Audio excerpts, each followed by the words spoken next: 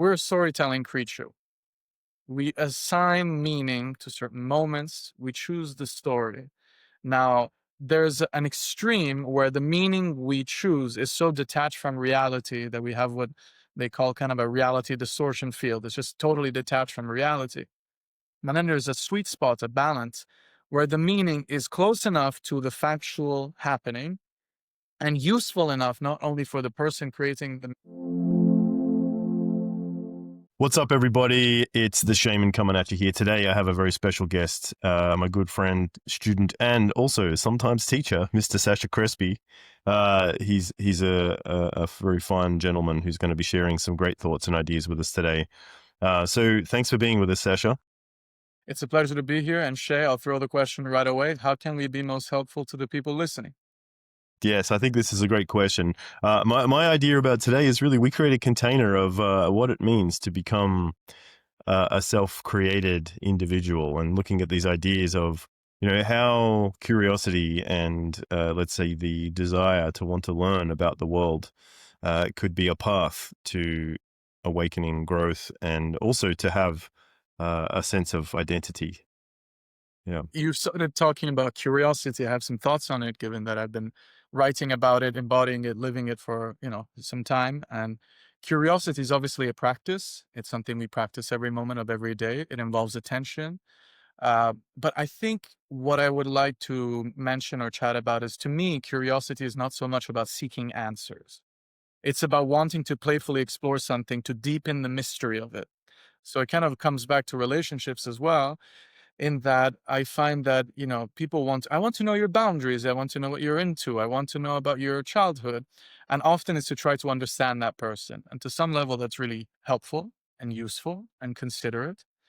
Simultaneously, I think that when we think we really understand someone or something, we don't have fresh eyes anymore. So curiosity is about wanting to playfully explore something so that we deepen the mystery. It's like the infinite game. I want to keep playing. I don't want to solve this thing. Curiosity is not about seeking answers. And there's a great neuroscientist called Bo Lotto, and he starts his talks by saying, my goal at the end of this talk is that you know less coming out of it than you know coming in. Mm, I love that. And just to paint a bit of a picture of who you are and where you're coming from, because and that's a great way to drop in is I mean, you are a very curious type of person that is into the world of showmanship and magic and giving people insights through your skill sets of the, let's say, that the stage magic and the interesting things that you do. So maybe let's hear from you, like a little bit of your bio. Sure, guys. Well, I'm aware that what one says isn't as interesting as who says it. If I say something great, but you don't actually are interested in who's saying it, then it may not come through. So pardon me a moment as I try to convince you to stay on. So my name is Sasha. I'm 28 years old at the time of recording. I'm a friend, a student, and sometimes a teacher. My job within the world is I'm a magician, and that has taken a lot of different forms over time. I started at 11 years old with simple magic tricks, cards, coins, science tricks, that type of thing. And in time, I've had this deepening process of knowing less about what magic is, because magic tricks kind of encourage the skeptical mind. How does that work? How did he do that? But my journey with magic on a spiritual level has been about saying, okay, you're developing this rational mind, and don't forget that more is possible. More is possible than you believe, more is possible than you allow yourself to believe. Possibility is relative. So I become gradually more interested in different forms of magic, whether that's alchemy, Taoism, Zoroastrianism, which is actually where we get the word magic from, and a lot more, which is how you and I met. Hmm. Well, thanks for being here and exploring these subjects with us. And with that being said, I mean, that this has been a journey that we've been sharing for some time now. Yeah. And when we first came across each other's paths, it was more around the idea of you exploring what was magic and how could I teach you what I know in this field. And it's a little bit of a different angle or a complementary angle to some of the things that you'd been learning. So obviously this subject of magic is a big thing that's close to my heart as well. It could mean a lot of things to different people. And some people often have this idea about, Harry Potter tricks or some type of, anti-Christian sort of witchcraft or something, which is not the point. What we're really talking about here, or part of what I'm at least going to be talking about, is, magic is really a vehicle of reflection about who you are and how you show up in the world, and also what it means to have some type of understanding and influence in the world as well. So it's really this type of like meta context, or a bigger frame of perception science, and also how perception can have an interrelated relationship with projection of reality on various levels. And as Sasha's been talking about, there's a lot of things I'm really curious to see what he's going to say, because there's always something great in his mind. But the point being that there is like these introductory kinds of ideas of magic being about entertainment, or about giving people something to think about, or keeping people curious, as you were just mentioning. But then there's also this deeper level of magic, which is actually about the awakening of self transcendence, self mastery. And there is this sort of middle ground, which like I'm very fascinated to get into with you, which is that magic in some sense represents a type of a nexus between mysticism, which is really about, receiving and learning and witnessing and observing the world from some type of natural process of experience, and what we could call kind of sorcery, which is like a power to control or do things with manipulating of intent in the world, and to do like manipulation of reality. And there's all these types of ideas and divides and ways in which people talk about these subjects, from the ideas of being like, mystic or magical, or black magic or white magic, or these different ideas. Now, I think people can get very lost in the nature of narratives and symbols and ideologies. And this is a whole vast world that is a very curious world. But to bring it back into basics, let's start from some simple foundations and start to talk about, what is the first steps to somebody really starting to awaken their curiosity and their openness to the world of possibilities in magic. So maybe you want to share a little bit of your thoughts about these types of subjects. Sure. So we're kind of talking about curiosity and magic. And as I understand it, all forms of magic are about power. Whether I'm a trick magician doing a card trick and I'm exerting my power over the cards, or a mentalist exerting my power over your mind and your perception, or I'm doing ritual and ceremonial magic and I'm exerting my power over change and the universe. Often magic is about power, although then you can go into the thin line of sorcery, which is a form of manipulation.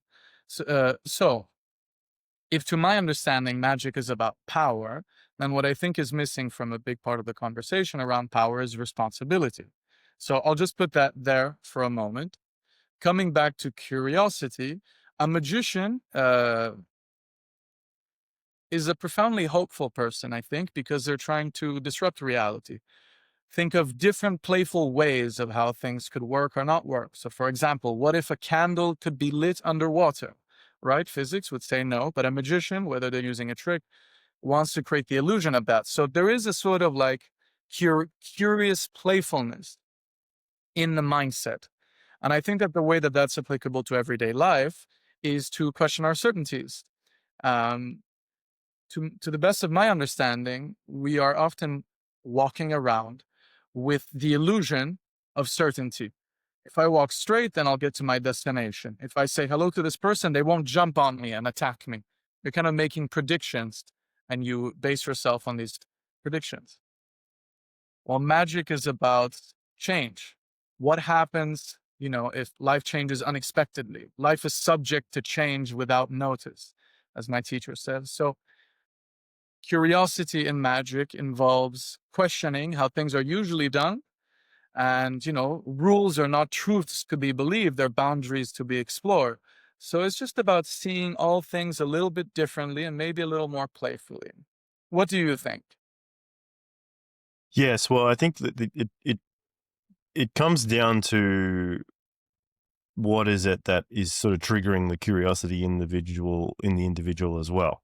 So for myself, I actually came from a little bit of discontent and both being curious and intelligent and discontent drew me to want to find bigger, better answers to bigger, better questions. And in many ways, looking for like, what is it that actually drives this perception of desire inside of me, and how can I maybe have some influence in the world? So if we boil it down, I think there is this yearning or this desire inside of us to want to be fulfilled. And some people have it stronger than others, and some people are more curious than others. But then there's this internal desire aspect that is then in some way synchronizing and maybe opening us to learn different things.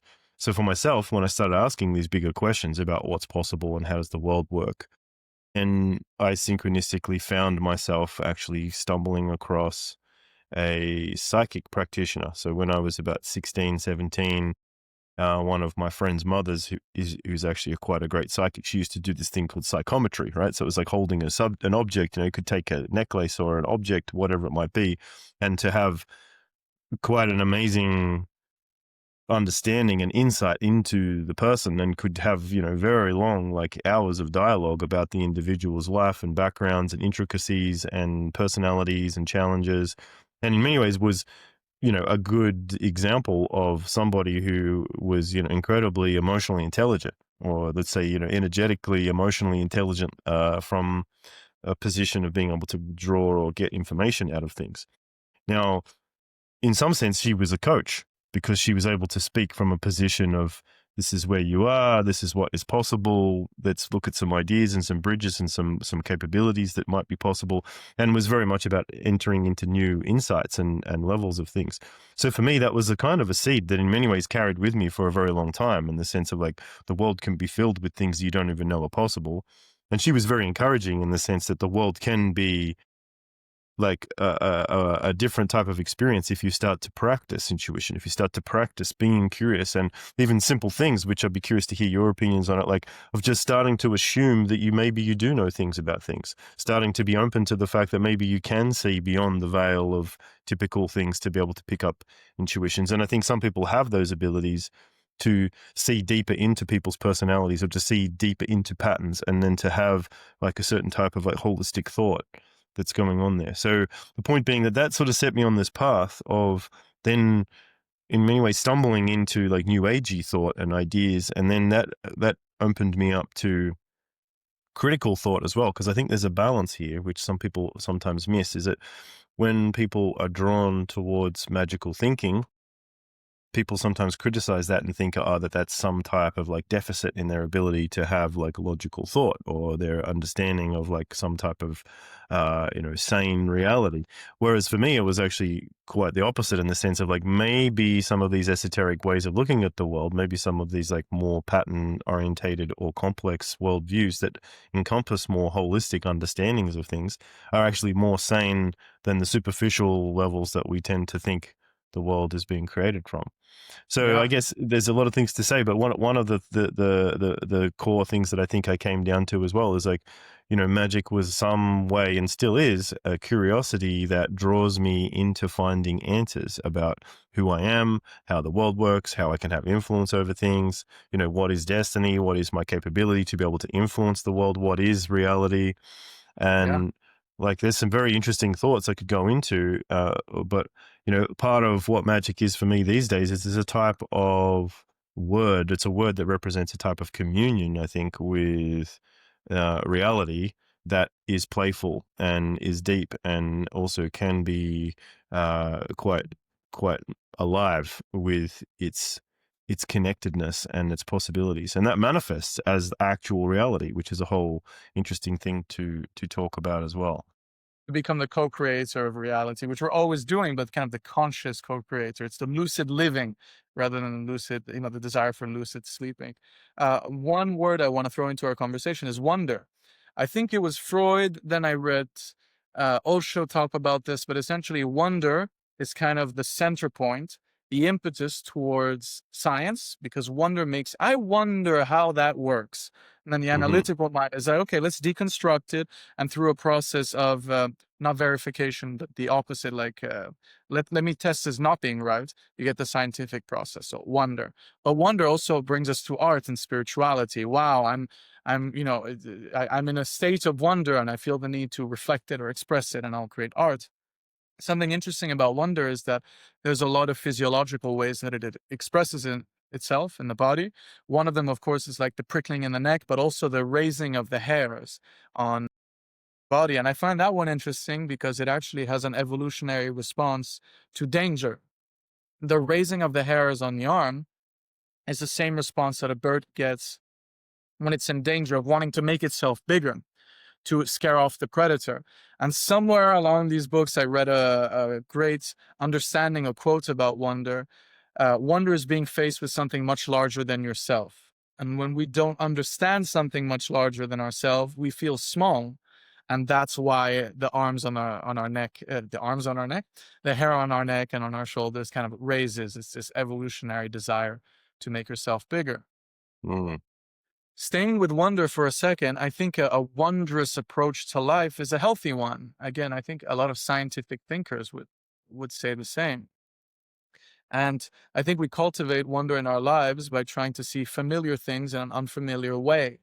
Uh, Yourself, and I often say to trick magicians, who are some of the most don't believe in magic, say, if you don't believe in magic, look inside your own body. Wonder what's happening inside your own body. Chinese medicine, will deepen your wonder of this mystery we have inside and outside. So, I love that. Yeah. yeah.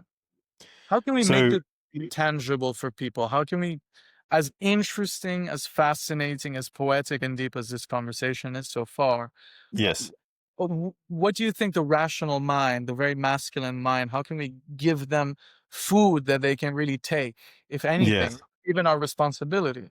yes. I agree with you. I agree with you.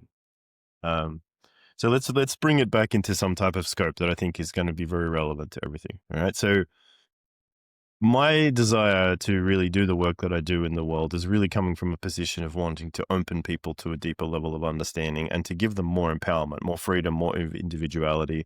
And I would hope that, life can be about this type of story of a bit of a choose your own adventure. And I think that that's something that you relate to in the sense of being, when I kind of see you as a little bit of a wonder boy running around, kind of having this fantastical like world view that you've actually then invested in, and to turn that into, in some ways, this skill set that's a very amazing, mind opening and entertaining, as well as like mysterious type of experience for people. So with that being said, these are ways in which we can start to create like a narrative for ourselves.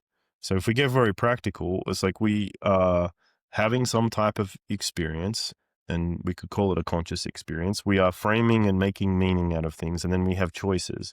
And those choices, to a degree, are going to be influenced by the types of paradigms that we believe in, the types of techniques that we're creating, the types of worlds that we're occupying. And I'm very curious if we just start from maybe a story level, because I think that's probably a good place to start with. Like, when it came to you, and you as, like, let's say the student who is now able to kind of share and give teachings to people, like, what was your evolution of really coming into wanting to understand and be an influence with these techniques?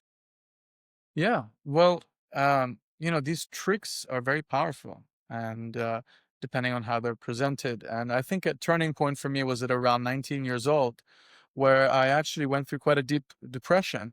And the way that manifest was, well, the context in my life was I was studying in the US, very expensive education, felt like I was learning nothing, often or every day smoking cannabis. My dad had cancer. My relationship with my mom was terrible. My sister's health was also very challenged. And I was just constantly reading biographies of Elon Musk's and Benjamin Franklin's and Steve Jobs, and really being infected and willingly being infecting myself with this, what I call American mindset, which is go fucking get it. Like this sort of, the mindset that a lot of people are exposed to online. And although that led me to being very ambitious and doing some hard work and, publishing a few of the books you see there, it doesn't change the fact that inwardly I was not only in tremendous conflict, but my nervous system was shot and my mind was playing against me. And if you'll allow me a kind of a, I started going to therapy, and there was one moment that kind of woke me up. In therapy, I opened my phone and there was a playlist, a music playlist, and it was called Get to Work, You Fucking Cunt, all in caps. And I wrote that, I created that playlist. And that was sort of a mirror moment like, whoa, my mind, my intelligence is working against me. So I was really losing to myself. And I think so many men can relate to this. So many people, humans can relate to this. So I kind of did what felt right, which is I, in some ways, sort of abandoned the life that no longer served me. I left university. I went back to Europe, where I, identify and come from. I went to Berlin in January and February and went through a pretty deep depression. That depression involved constant introspection. I want to stay on this point for a little bit, and also having very low energy, kind of not getting out of bed in the morning, but like to the point where it was like an existential dread. So I had energy to introspect, but I had little energy to do anything else. To cut a long story short, one of the turning points was I made a deal with myself that I would stay in the apartment until I got either enlightened or solved the situation. Because the days prior, I would wake up, go downstairs. There was like a little mezzanine. So I would just go down a few steps, lie on the floor and do, like that, and just stay there for minutes. So I made a deal with myself. I'm not leaving this apartment until I either get enlightened or figure my shit out. Well, that lasted 3 days. And by the third day, I was like, I'm hungry. There's no food in the apartment. I was really struggling with money, and I was like, I need to get some sun. I need to get some sun. And it took about 25 minutes, half an hour to open the door. Just like, yeah, but if I leave, I'm kind of like disappointing myself. I made a promise with myself, and I'm failing. And eventually, I open the door and step out. And as soon as I step out, I think to myself, what was that? I think my mind kind of tricked me there, didn't it? That was kind of not so helpful, was it? So a series of these moments kind of serve to fish me out. And I kind of want to end on this point for now, but it's an important point, which is I think the whole of introspection is infinite. You are an infinite being and you can go infinitely into your trauma, your drama, your thoughts, your feelings, philosophy, history, esoteric science, infinite.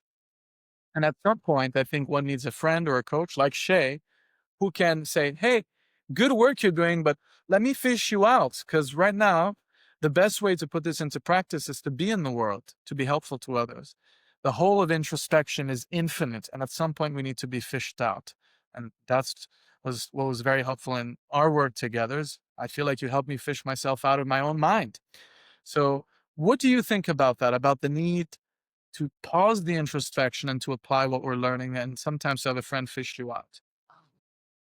Well, I think that, one of the things that we're talking about here is that we need each other. Humans need each other. And in many ways, we live in some type of reality that's a shared reality. And in many ways, this ability to have support and friends and meaning and hopefully coaches and mentors and teachers, for example, that can keep us grounded and keep us making a sense of direction that is going to be fruitful as opposed to, more fantastical or maybe even potentially more psychotic, right? So more kind of moving away from reality as opposed to moving into reality.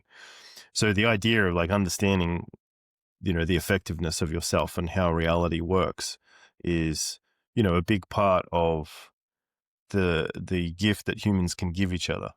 And I think that if we really boil it down, a big part of the work that I'm trying to do here and create for the world is a sense of meaning and a container for men to feel grounded and to feel effective and to put themselves back out into the world with some sense of not only, the effectiveness of techniques that they want to be able to get things in their life so they can feel happy or they can feel fulfilled or they can feel powerful, but also to have a certain level of like philosophical and like mental understanding of themselves so they can stop being kind of victims. And this is something that I think is a key. Yeah, it reminds me of a beautiful metaphor of the Gordian knot, and Alexander the Great. Let me briefly share it. So I think this metaphor really works for the role of illusion in our life, and the illusions that we find in our own mind. I like to show the people I share magic with is that the mind is like a minefield of illusion. And in Italian, we have this great word. The same word for mind is the word for lying, mente. So la mente, the mind lies. So the Gordian knot is a story of the Phrygians, ancient people, needed a king. And it was prophesied that the next person that would pass through town would be made king. A man named Gordians passed through, and he was named king. And to symbolize this as a celebration of this moment, they took the ox cart wheel, the wheel of his cart, and tied it and made a huge knot. So at the entrance of the city was this huge knot, and it was known as an unbreakable knot, a knot that no one could undo. And the same oracle said that the person who would untie this knot would go on to conquer all of Asia. So once again, there's this big knot, and it was prophesied whoever would undo this knot would go on to conquer all of Asia. Many people tried. Alexander the Great, along his path to conquer Asia, went to the knot, took his sword, cut it in half, and did indeed go conquer the known world, Asia. So I think this is kind of the role of illusion in the mind and sort of this introspective process. It can be so helpful, but at some point you hit the point of diminishing returns, and it's like a Rubik's Cube. You just make the knot more tight, and you kind of need to cut through it. You can't solve the problem on the level it's created, which is often, not always, the mind.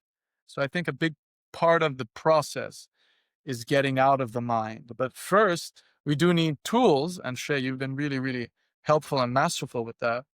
Tools to kind of unblock the mind, to reframe some things. So I'd like to talk about and ask you about the balance between these mental tools of meaning and understanding and the need to get into the body. Mm-hmm. Well, I love that. And there is a dimensionality of physicality that we need to work with, as well as a dimensionality of mentality that we need to learn to work with.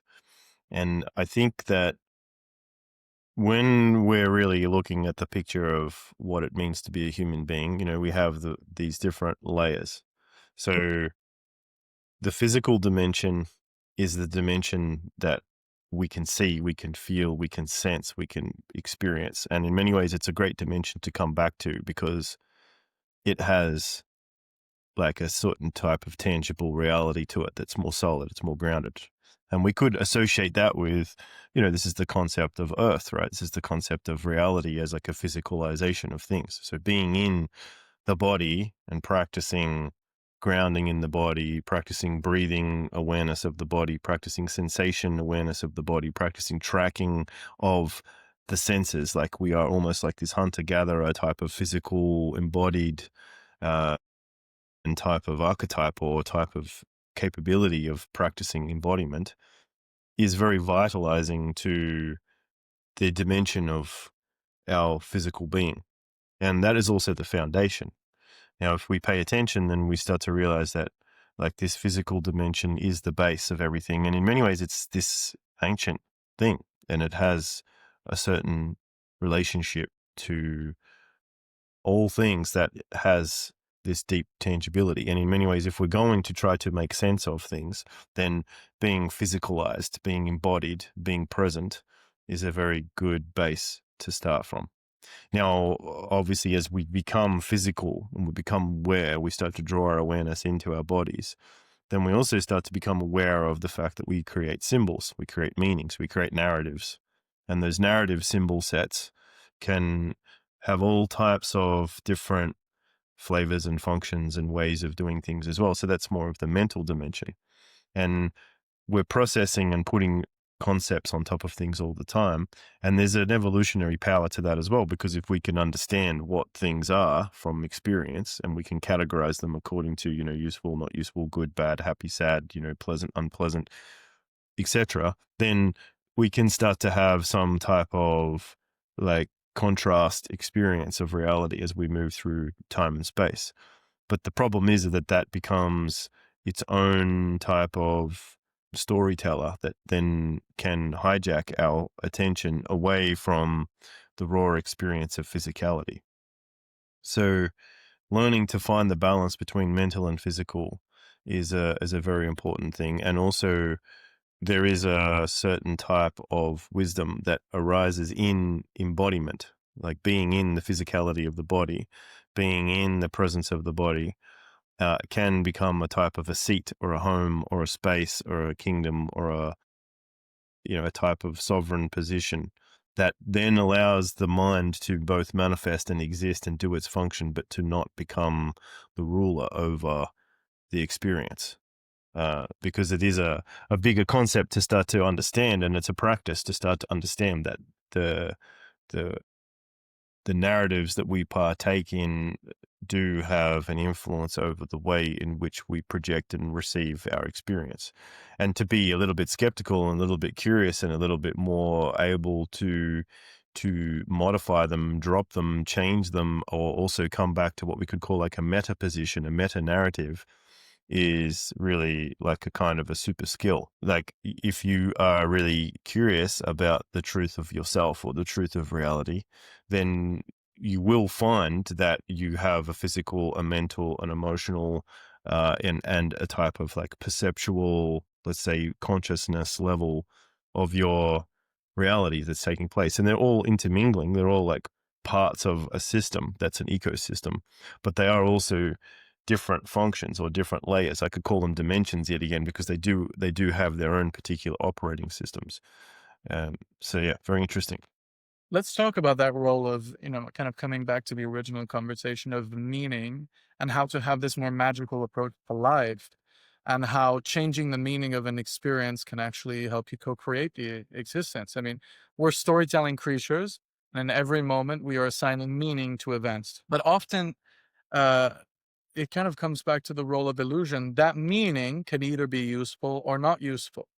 And it doesn't have to be true to be useful. So we're a storytelling creature. We assign meaning to certain moments. We choose the story.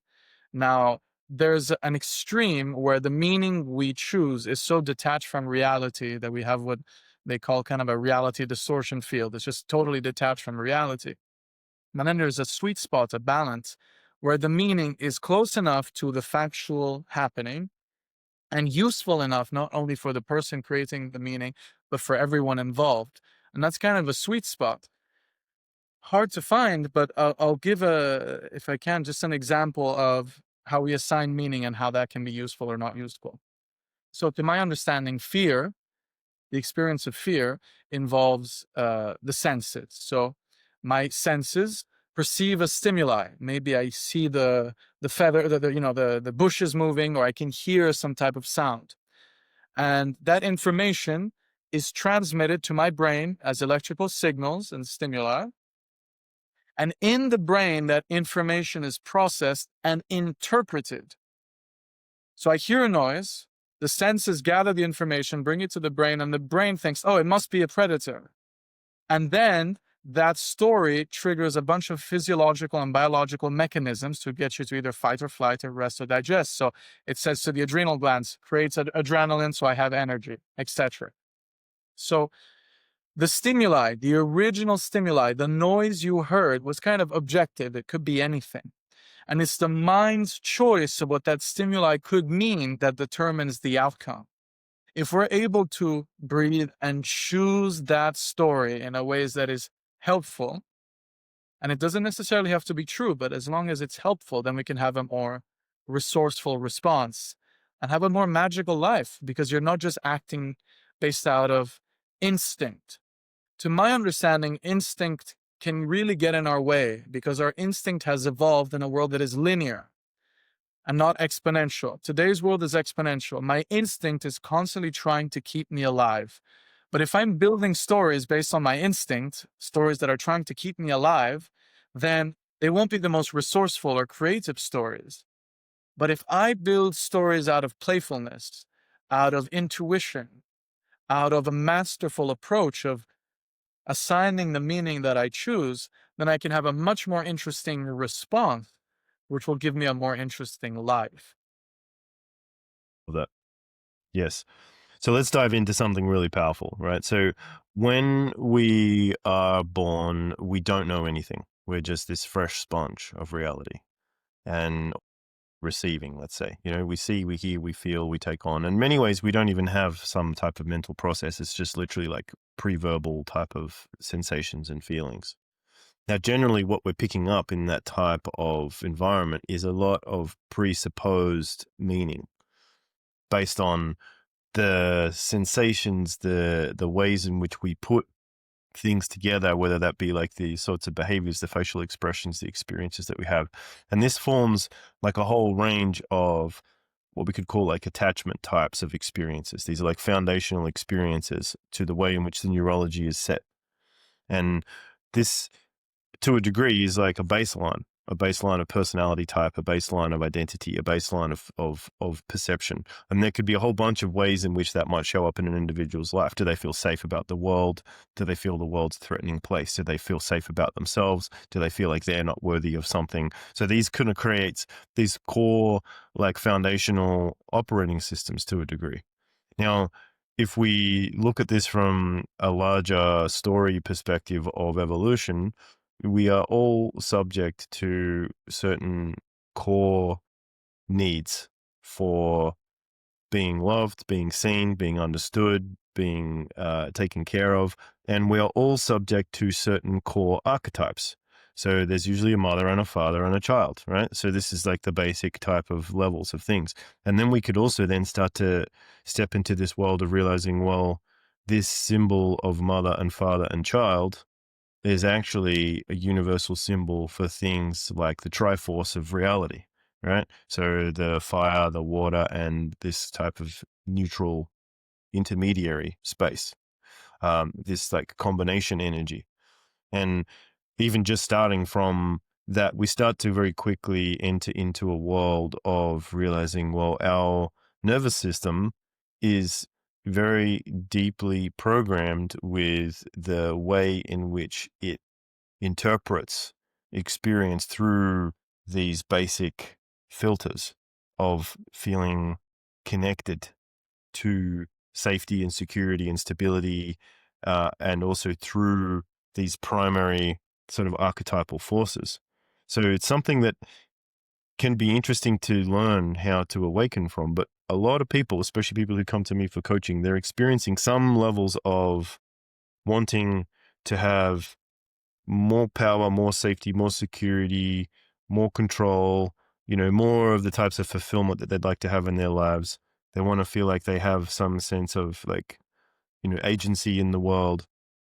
And obviously there's some symptoms, there's some triggers. Let's say there's even some shadows that are going on inside of their experience that is stopping them from being able to do that. So what I'm trying to say here is that one of the ways, and it fits with what you're saying, one of the ways that we can learn how to remedy this existential misalignment and difficulty with ourself and with reality is to come back to the moment and presence ourselves, and then in many ways real time refocusing and re-imprinting and working with healthy archetypal essences in the moment, or at least imaginal healthy versions of these different essences. So what that means in practical terms, so that means that I can use what I have, which is the fact that I'm here and I'm feeling and I'm seeing my body, and I can notice the gravity of my body, for example, and then I might start to put a certain type of experience over the top of that, a meaning experience over the top of that. So as I feel that groundedness, then I might realize, okay, being physical in my body is like being on a cushion, for example. Is that true? That's not true. But I could start to create this correlation of like comfort, safety, security, because I've had an experience of being on a cushion and that was a comfortable experience. So if I can relate cushion archetype to physical presence in the body, for example, then I start to like feel more comfortable in my body because I'm associating that symbol. If I smile and then I start to have maybe this idea of playfulness or childlike innocence or lightheartedness, and I think of images of what it means to be like a happy kid or someone that's being playful or a clown or somebody who is being like a a happy-go-lucky type of symbol, then the smile and those small little inspirations of those packets, those ideas, those symbols starts to become associated.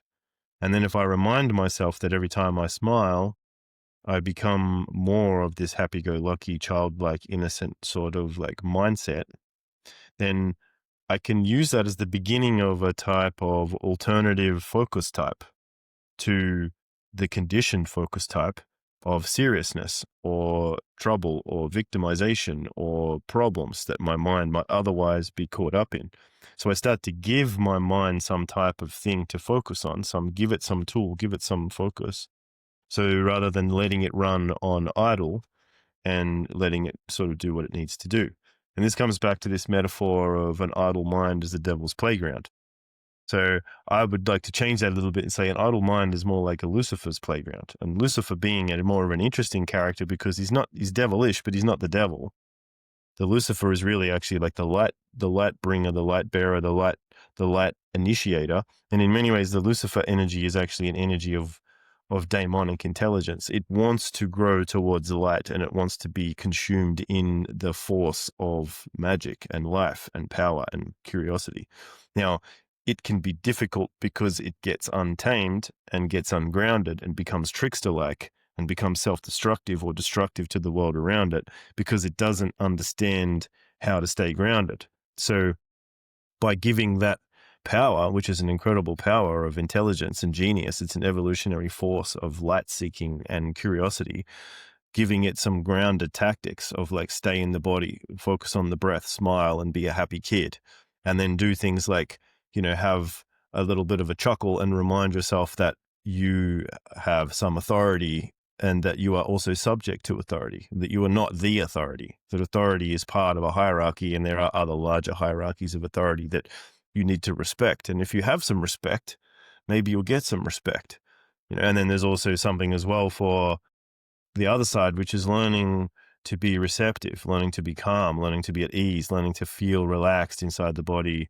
And this is the feminine side. So this is the queen side, the feminine, the mother, like the watery aspect. So what I'm saying might be a little bit hard to put into some type of context if you've never come across these ideas originally, right? If they're sort of new ideas. But what we're really talking about here is that consciousness operates through attention, and attention is able to be directed with focus, and focus can be spiced with symbols and stories and functions, and focusing on the physical and the mental is a type of alchemy that's right in front of our eyes. It's a free asset. It's a sovereign power that's actually the ultimate technology. It surpasses all artificial intelligence because it is actual intelligence. And in many ways, I could say it's quantum intelligence of somehow formless knowingness, experiencing formations and form and relationship into reality. And then there is this very interesting nexus that starts to arise where we become the portal of presence, where we are the storyteller, the story receiver, we are the symbol maker, we are the symbol receiver, we are the subject, we are the object. We are both of these things intermingling. And the last thing I'll say and bounce this off you is there is this triforce that we have access to. And this is one of the most powerful things that I came across in the last, year or so, is Please. that there is the being, which we can relate to as our physical self, the ideas of who we think we are, how the world works, how we know ourselves, what are the rules, what are the paradigms, what's the world that we know. And generally, you're a Sasha, I'm a Shae, I'm sitting in this chair, you're sitting in that chair, and you relate to the things that you relate to as yourself. And then there's everything that is not yourself that's also taking place. So that might be the chair, the room, it might be me, it might be the experience, it might be all the things that exist outside of your container of myself. So we have self and, let's say, non-self.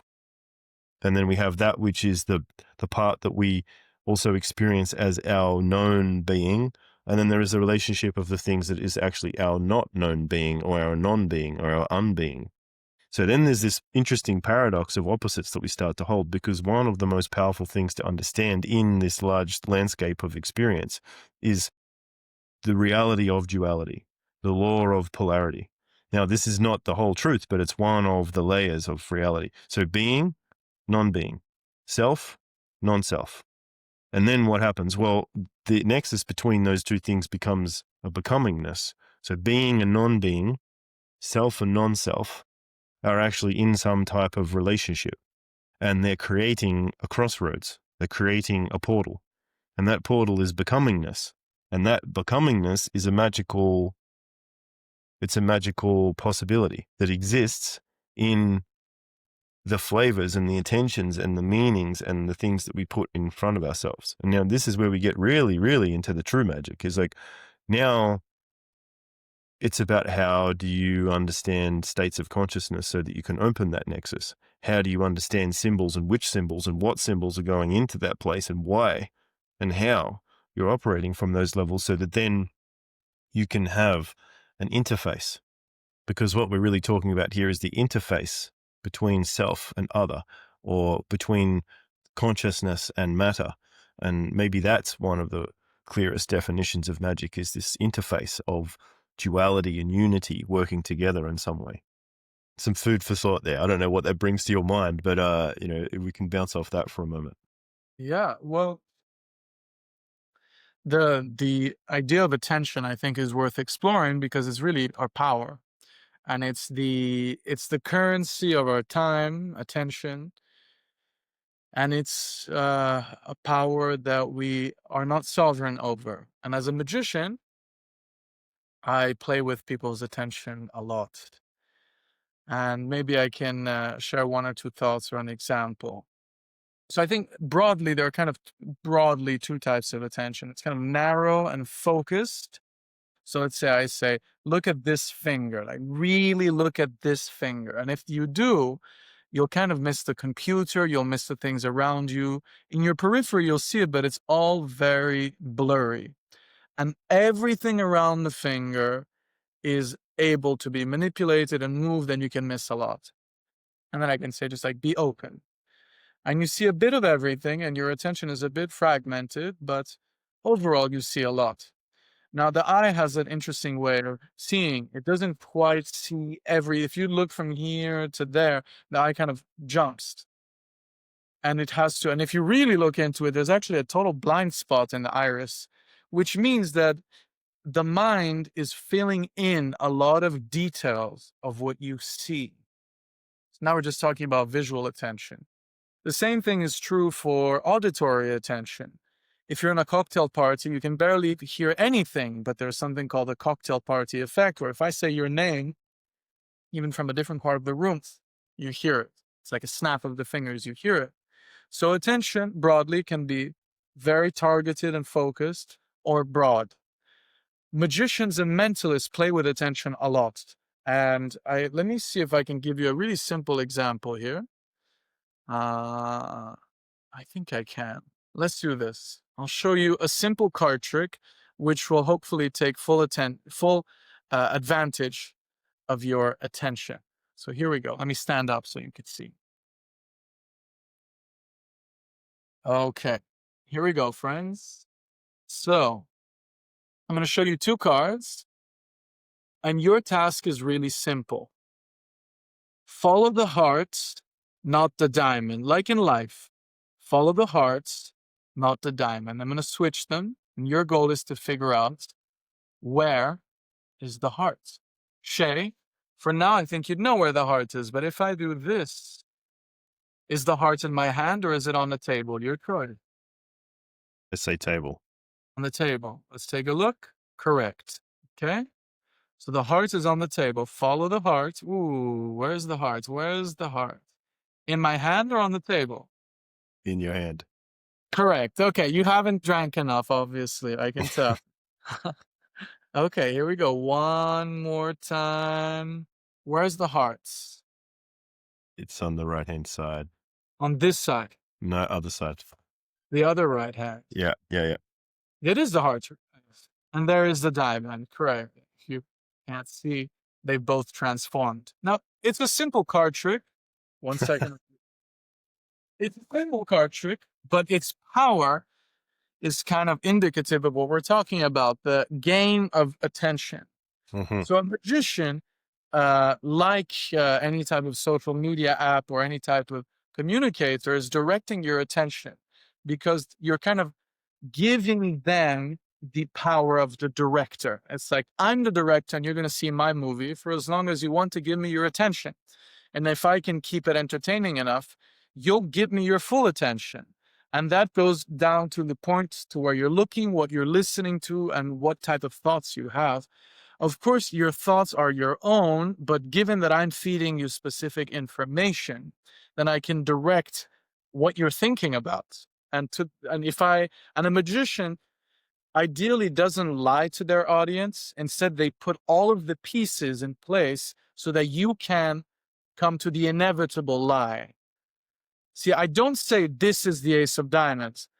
I show you some things, and then I put all the pieces of the puzzle for you to very quickly put them together and say, yeah, that must be the ace of diamonds. So that's two things. The best lies are the ones the audience tells themselves, but also the game of attention has to do with authority. You're giving the person with the highest vibe, usually, the authority of your attention. And in life, one of the things we can play with is kind of like discontinuity.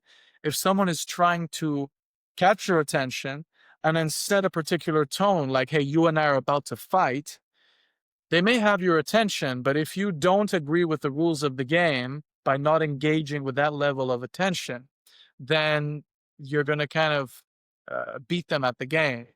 It's kind of hard to explain, but I want to kind of make this really clear in two ways. Attention is narrow, focused or broad, and the way that a magician misdirects you, controls your attention, is that I make the attention very narrow, very focused when I'm not doing anything sneaky.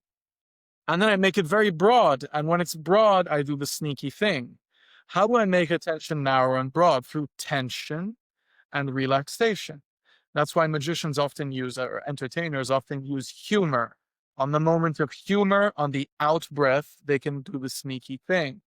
So in life, remember that you are constantly giving other people permission for where to direct your attention, but it's one of the only things that you have that is fully under your control. And more importantly, it's the currency that people want most, even more than money. So it's kind of our responsibility, I think, to take sovereignty over our attention. It's very tricky because we enter into trances, and maybe I'll pass it on to you, Shae, to continue this thought. I love that. Yes. Well, this brings up a very important thing, which is the power of our attention is very much, shaped and affected by the containers and the context that we are part of and that we're operating within. And to learn to be able to be aware of context shifting, learn to be able to be aware of context, and also how to understand the nature of context can give you understandings and advantages. And that could be used in a lot of different ways, because if you understand something from a higher level of principle, a higher level of technicality, a higher level of system, then you will not be subject to it the same way that somebody is inside of an effect of a context or a system. And maybe this is one of the superpowers, and maybe one of the biggest skills in life, is to learn how to expand your consciousness and capabilities so that you can have more freedom and choice within your context. And attention is king, just the same as context is king, because Yes. situation of our focus, of our attention, and of our context are all actually correlated. And this is where we start to enter into somewhat of a mystery territory. You talk about trance. Now, trance is a very interesting effect. Trance is something that takes place when we have an experience, which we're all having and we take for granted. We put meaning on that experience, which we also tend to be unconscious of unless we really pay attention. That trance meaning starts to end up being categorized according to pleasant, unpleasant, desirable, undesirable, self, let's say, fulfilling towards emotional fulfillment, or self unfulfilling. And then we have all these types of categorizations and games. So experience takes on meaning, meaning takes on judgment. And then if we're not careful, judgment and meaning and experience take on identification. And this is the effect that the mystics, particularly the Buddha was a great speaker about this, was the fact that the mind contracts around effects of experience. And this is the contracted mind. This is the attachment process. And if we're not careful, the function of the mind seeking to be fulfilled in its conditioning of comfort, its conditioning of self-fulfillment, becomes a type of autopilot contraction mechanism, which causes inadvertent suffering. It causes inadvertent unconsciousness. It causes us to be manipulated by our own conditioning and by anything that is able to subvert our conditioning.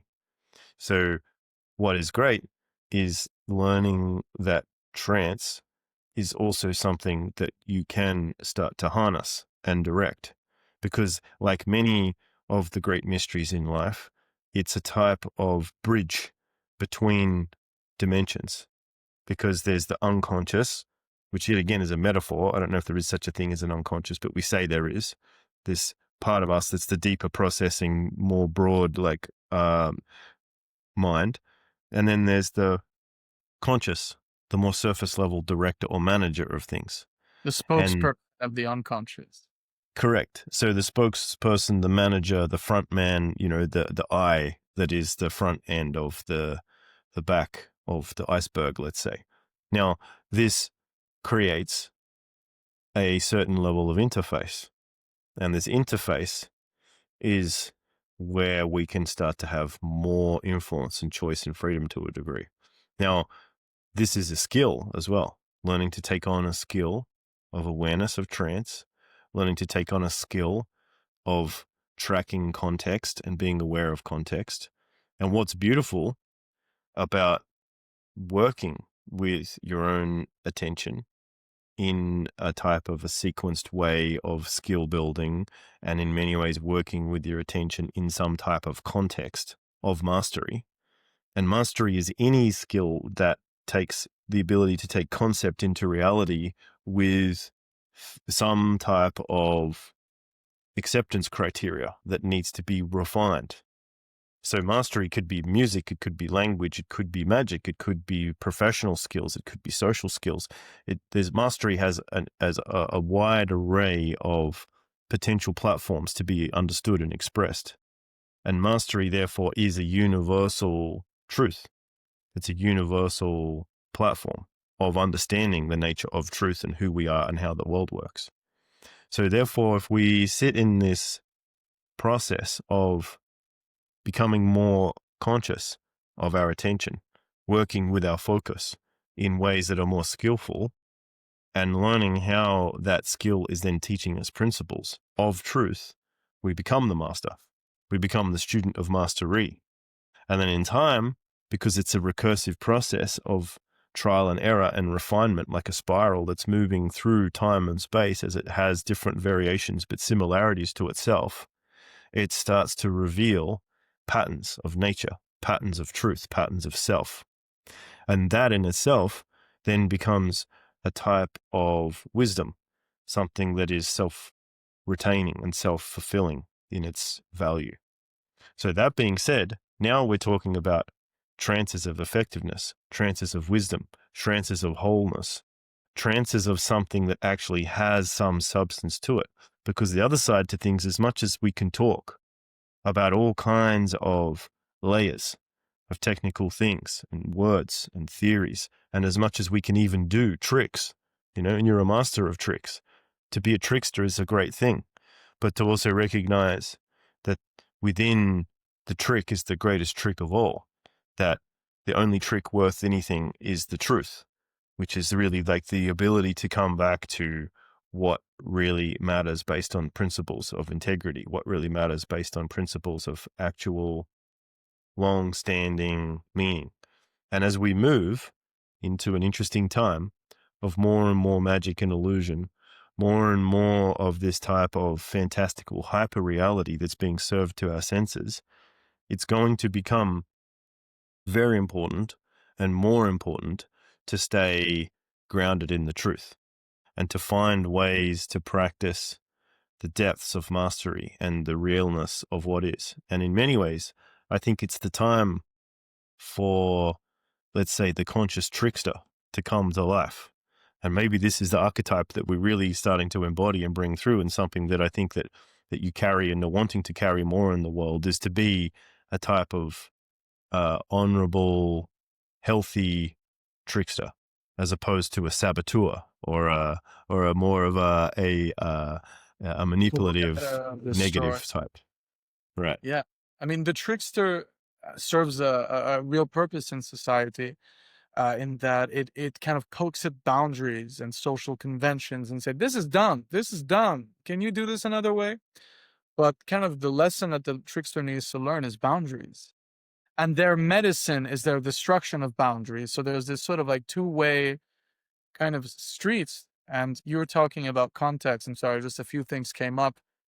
One of them is the power of context is that it can make any behavior acceptable. Like Uber, the app Uber, made a behavior that would be totally unacceptable acceptable. People send their 16-year-old or their 10-year-old daughter to school with a stranger they don't know, they don't have the name of, they've never spoken to, and I've only barely seen a photo of. So that's a totally weird behavior, but because of the context of the Uber app and all of that, that behavior becomes acceptable. The Milgram experiment, which were experiments done in the latter half of the 20th century, we're trying to understand why a bunch of Germans would behave the way they did during the Second World War. Well, a big part authority and context. So beware of context, because we are constantly adopting tools and being put in positions where we are in unexpected contexts that we don't understand the rules of. And if you don't understand the rules of the context, it means that any behavior becomes acceptable. So that's one thing. One of the only things that I think is truly, absolutely, universally worth mastering is the inner game. And now, as you know, as we've moved forward in our friendship and relationship over the past few years, I realized you really hit the nail on the head. You really got it. It's reality is an inner experience. The outside world cannot affect us if we master the inner world. And no matter how good the outer world is, if our inner world it is, then it's going to feel terrible. So the inner experience is really everything. And we are living a biological experience. So there's so much there to deepen into and practice. One more thing I would love to touch on before we part. What would be a great final topic to touch on before we pause for today? What would be something that would be really helpful and valuable? It's a big question, I think, and perhaps the thing to end on is this idea about the quest of initiation of your next level self as a a revelation of who you can become, or what you can do and what's possible. Building on what you just said, all experience is an inner experience to a degree, in the sense that the intent and the meaning and the layers of the way in which we are processing and sequencing our attention is one of, if not the most important factor that puts everything together. So perhaps to put that in a different nutshell, let's talk about the power, which is one of the greatest powers of all, which is the power of will. Do you have anything to share about the power of will and what that means to you? Wow. I'd rather listen to you first. So to think about the concept of will is quite a quest in itself, because a will in a superficial context is this idea that we can have some determination to do something. And the common knowledge is that will is something that we have a certain reserve of, and we have like daily will and willpower, let's say, and that willpower gets degraded and burnt out over time because we do certain actions, and then our dopamine stores or our neurochemistry changes over time, and then we have less and less will to do the things that we want to do because we tend to become tired or distracted or absent-minded or curious about other things. And our mind wants to daydream and explore and experience and do other things. So therefore, there's this type of superficial willpower that's the common version of willpower. But then there's an ancient definition of will, which is the will of the self to be, the I am that I am, the true will. And the true will is the will of being to become what it is and to know itself as what it is, which is eternal, which is infinite, which is unconstrained, and in some sense abides by no law other than anything is possible and nothing is true, according to the fact that the will can shift, change, materialize, develop, evolve, and explore and be all things in different times and places. So, with that as the core, essential currency of attention, then that gives the person who understands the nature of true will a very big upgrade, an upgrade of an infinite core, almost like taking your computer and saying like, yeah, this is all well and good that I have this core that has a limited computational power, etc. But when I plug it into the internet and I switch it on and now it's connected to the whole network of the world, now we're talking about a much vaster, different type of processing, a much larger way of being.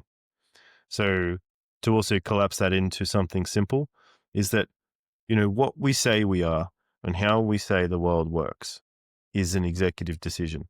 And in many ways, that executive decision is the decision that will create the next level of your identity, the next level of your reality. Now, how you do that and what exactly that looks like for you is your mystery. You need to work that out. And you may even be disguising that from yourself or running tricks around your own will to be able to see what your will truly is. And the will of the master is to reveal that to himself, to see his true will and to have his true will manifest, which is a certain type of, a self-fulfilling prophecy. Yet at the same time, it is a certain self-awakening prophecy that then moves from a circular recursion of conditioned, let's say, a holding pattern into a forward-moving, spiraling growth orientation of value. So will is all about who you are and how the world works. And if you want to practice your will, then start seeing, hearing, feeling, imagining, and embodying what it is that you truly loved to be and become. And so it shall be. And like will in that metaphor of the Gordian knot is kind of the sword that cuts through the all of the confusion and the illusion. And the will is also, I think as I connect to it, and this may be wrong, but the will kind of connects to the concept of the freedom of choice. And it's definitely not limited to that, but there was that Nietzsche quote of the smart person is the one that can hit a target that everyone, cannot hit. And the genius is the one that hits the target that no one else can see. And in my limited understanding of will, I mean, words get in the way of what we're trying to say. We're kind of embodying it in this moment.